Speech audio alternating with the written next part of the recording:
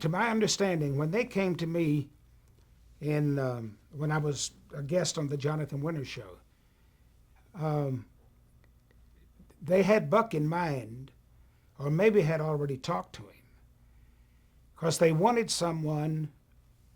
They wanted two people. It was always with two hosts in mind. One was a host that was known primarily from record sales, and Buck was one of the top record sellers in the country. Then the other one, they wanted to be one that was identifiable to the TV audience, which was me. I had done all the variety shows, and so people knew me, knew my face. So then we had sort of had it covered.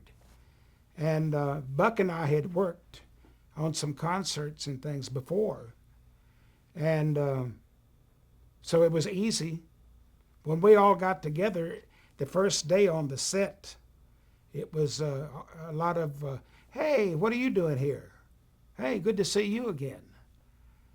But they had been working behind the scenes, the producers, gathering this cast together.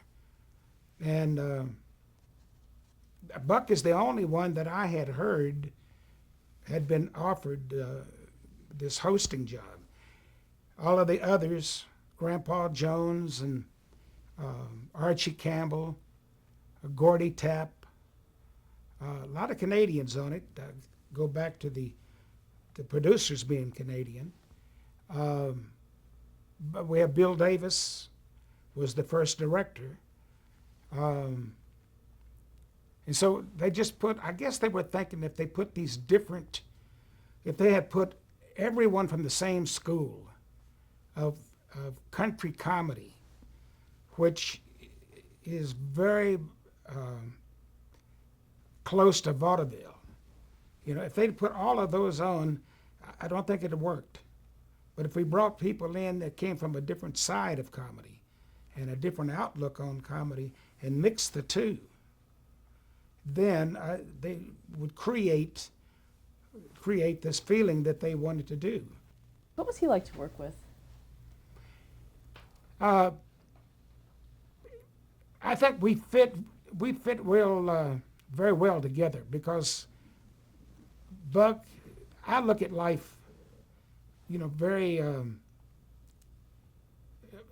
I see the funny side, and it's a blessing. If you can look at something that is really not all that pleasant, maybe even sad, and if you have the ability or the blessing to be able to look at that and see a bright side to it, a lot of times even a comedic side to it, it'll make things in life a lot easier, a lot smoother. So I had that silliness. Buck had a tendency to be serious, but he is also a performer. So he knew how to perform. But I'm the one that, I don't know which, if I was Stan Laurel or Oliver Hardy, which one I was, but I adapted. If I found Buck being a little too serious, I would do something, you know, that was a little ridiculous. And then he would have to react to that. So if it, however much it took, I'd break him up or I'd get him going. If we just, if the whole skit that we were doing just went on and on and on, I'd keep doing it. So we were a good match.